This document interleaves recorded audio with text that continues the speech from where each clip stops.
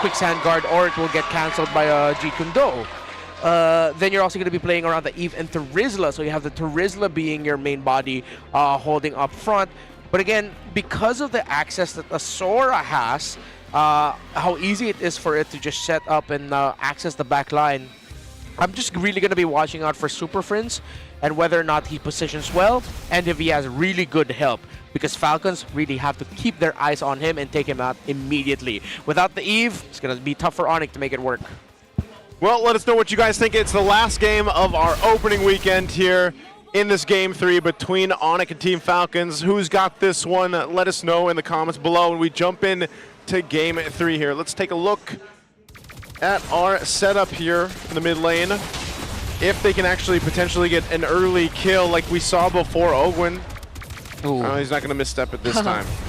Actually, unfortunate in the trade that Haji did not get that immobilize up on Brusco. It could have brought him down a little bit more, made this next trade more deadly. Okay. Oh, good rotation by Kirk. Yeah, Kirk. And look at the placeholder. The NPC. The NPC. He's here. That's right. He's got a revenge strike. I'm not calling Kirk an NPC. I'm calling Terizla an NPC. Yeah, Terizla. Okay. I'm sure you guys have played Terizla or at least seen him, and you know about how much he can do. Now, granted, I will say this about Terizla, man. Because of his pass to the body of Smith, he's actually quite tanky, you know? So once he uses the penalty zone, he can actually soak up a ton of damage and even ultimates, and he's still alive. So we'll have to see how Kirk utilizes this. Oh, okay. Now the immobilized lands. Fortunately, because Ogwin could have been in a very tight spot there. Yeah. All Perfect. Right. The thing is, you're not going to gank or flank this Terizla. It's a waste of resources to do so. Yeah. So now it's just up to Flap to make sure he gets the clear wave faster, join the turtle first, and then they just have to be careful with the penalty zone entry of the Terizla. Oh. That's why we call him a placeholder / NPC. Oh. Yeah, I think on the Tagalog broadcast, they mentioned it too. Yeah, they mentioned it as well. That's just how Terizla is right now. But Turtle's up here. Some level 4s missing. They're going to go grab that XP up top. Flap definitely needs that. Bit of a heal here to ONIC in position. They might be the ones to start this up again with the broken walls here in place. Off on this back side, the Turtle's going to go for a bit of a reset. So they just want to wait for all these level 4s to be available so they commit to it. Okay, Brusco's about to get his level 4. Flap goes in first though, but the counter penalty zone. Kyle with the retribution to secure the Turtle for his team, and he will still get out of that real world manipulation. Yeah, Ogwin was able to use a quicksand guard just in time. Savero coming in from the gold lane through the river did not take Ogwin down. Oh no! Savero just got caught by that energy eruption, and Super Marco 2 gets a kill on Kirk. Give Marco the Harith, and he'll make moves like that. Put Team Falcons ahead now. 2 on the board and the Turtle. Can't believe they chose the Cloud over the Harith. They could have gotten both the Eve and the Harith together. But you know what? I'm not going to knock it. It could still have the turnaround, but there's a comfort for Marco. It's the pick that they got. And Haji rushing the Skypiercer. Yo, Falcons know that they have a good lead here and that they can just build through it. If they can continue this and then Haji starts getting stacks, it could be over by minute 12, minute 13. Yeah. Oh, We're putting a timer. Wait. Well, is he actually going to use Heaven's Wrath? Oh, there he goes. Kirk did not expect that damage. Even the Appraiser's Wrath was committed right there. I almost wondered, why did Flap go for that initiation? Well, there is the answer right there. And again, when you work in conjunction, hold on, they're actually on the side of the jungle. Yeah, there are just so many fights happening across the map. Yeah, Marco and Savero are having their duel. I almost said Savero. No, we don't need a gold lane. We already have Shazo. So. Yeah, we have Shazo. Okay. So, I lost my train of thought. Where am I? Okay, Dreadnought Armor. Let's look at the items. Let's look at the items. Train of thought. First item I see, Dreadnought Armor. It's actually a Thunder Belt for Ogwin. It's been a while since I've seen a Thunder Belt priority. Because most people have admittedly agreed, if you're not Marcel, Thunder Belt is trash. Oh, wait. King Kong. There's a good kick. That's a lot of damage, but now Kyle all alone up against 3. If he still survives this, okay, he won't. King Kong finally picks him off. Flap, though, on to Super Prince. Heaven's Wrath once again. And Kirk left all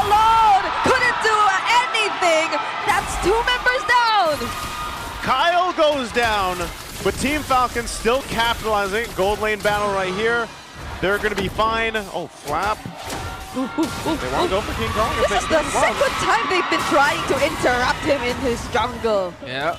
They weren't able to steal or stop him from getting his own purple buff, but he will bring King Kong down low, meaning Falcons will get another free turtle.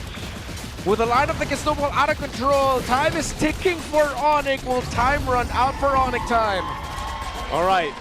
With that being said, Team Falcons find themselves still in the lead.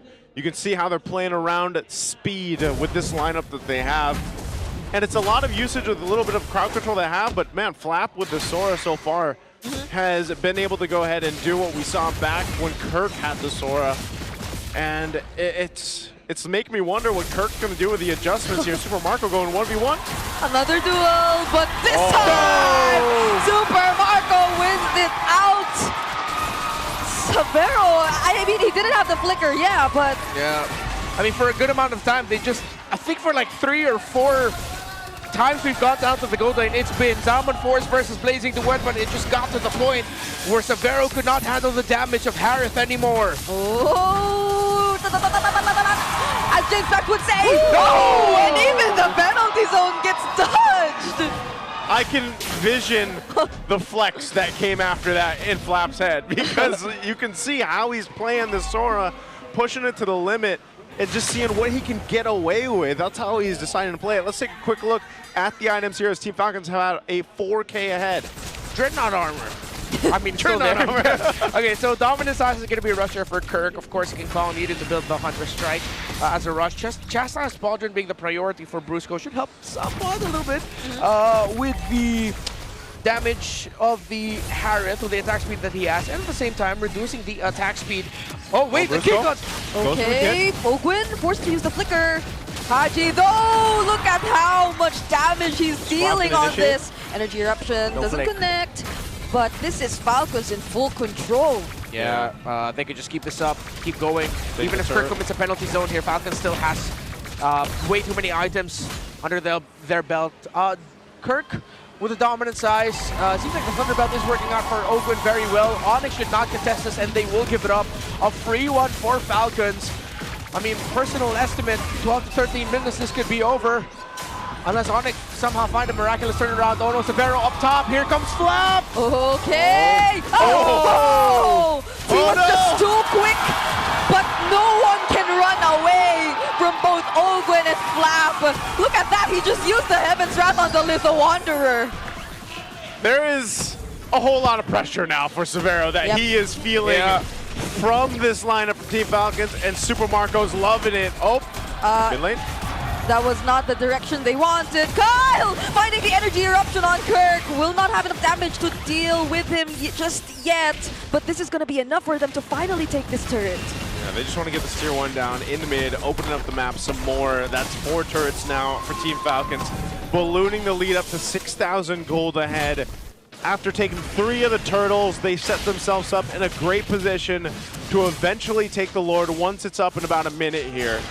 So ONIC is going to have to do something nearly amazing to put themselves in a position to actually contest against this. I'd be more surprised if they even decide to fight in a minute for that Lord, or just let it go, because Severo is severely behind. 2,000 gold behind Super Marco. Lost in lane against Marco. It also did not help that the lead that his opposing gold laner has is built through the fact that Falcons got all turtles. King Kong, he's stuck. Oh, Kyle. Kyle. Look at that aura. Oh, man. Kyle knows. He's like, I know you're a Suyo, so you'll be fine, I'm sure. Oh, it's a chair! Oh, my. No. Hey, the Holy Shields are still there. Oh, there goes the setup from Flap. Forced out the rework manipulation. Oh, what? Ogwin still goes in. That cost him his life. Now that's the counter penalty zone. Kyle will have his dash any moment now. But they lost one member in the process. There's some heat here. Yeah, there's some heat, and sorry, Falcons, you guys just lost a bunch of aura after that, dude.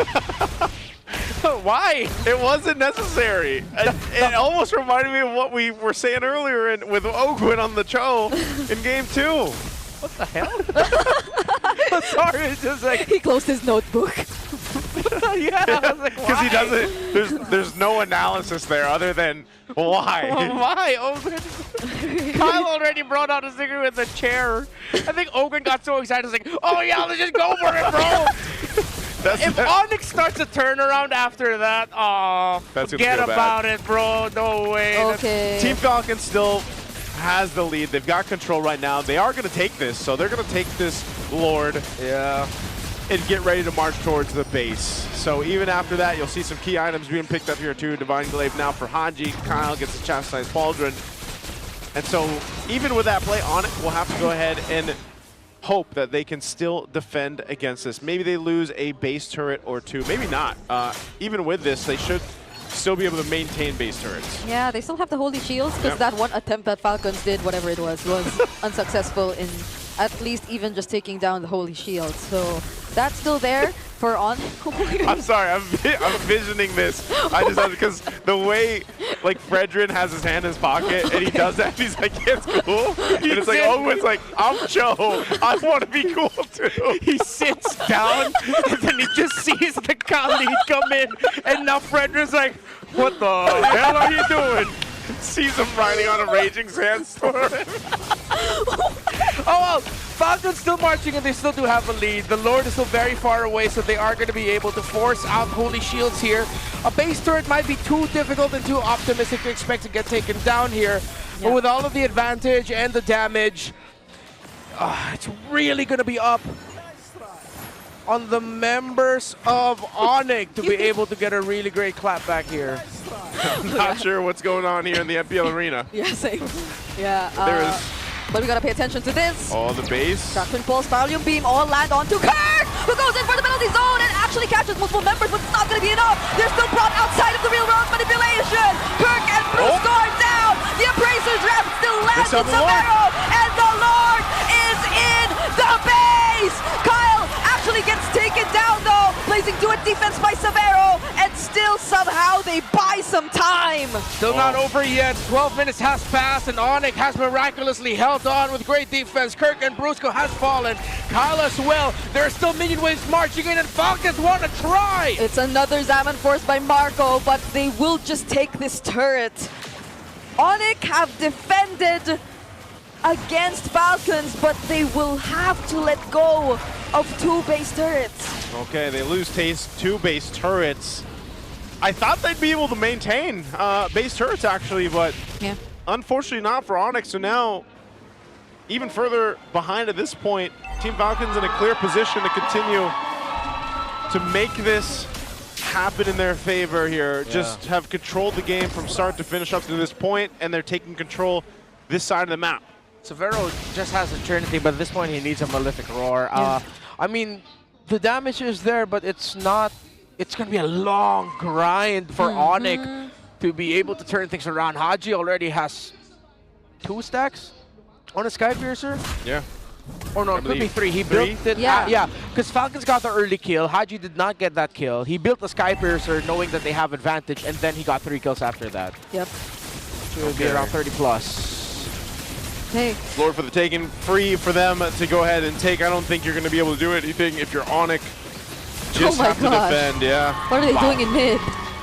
I mean, at this point, they know they just have to defend. Yeah. There's not much they can do. King Kong will try to push in one of the off lanes here, but you ultimately just got to wait for that push with the Lord to come through with Team Falcons. Okay. I'll say this now. If I'm Kirk, I'd be kind of frustrated. You know why? Why? Imagine game number 1, he started off like that with a Sora. Yeah. And then in a crucial game number 3, where it was like, hey, coach, come on, let's pick up the Sora first pick. It ends up going to Falcons. And he ends up with Terizla. Yeah, I think this is a great show of exactly what we mean by Terizla being kind of an NPC. There's not too much you can do. Yep. Going to try to use the penalty zone here on this base defense. Owen has immortality. They got to deal with this Lord. The last turret does go down, though. Okay. Team Falcon's in a position to push this one in if they can. Severo has to keep himself safe, but never mind! Now they catch 2, it's Brusco and Kirk who they try to work on first. Brusco is nowhere to be found. King Kong falls next, and Falcons are in the base. Kyle gets traded out. The quick sandwich somehow still saves Ogun. Gets Severo miraculously defend this. It's a no! Falcons wins the series 2-1! ONIC had their moment at the start of the week.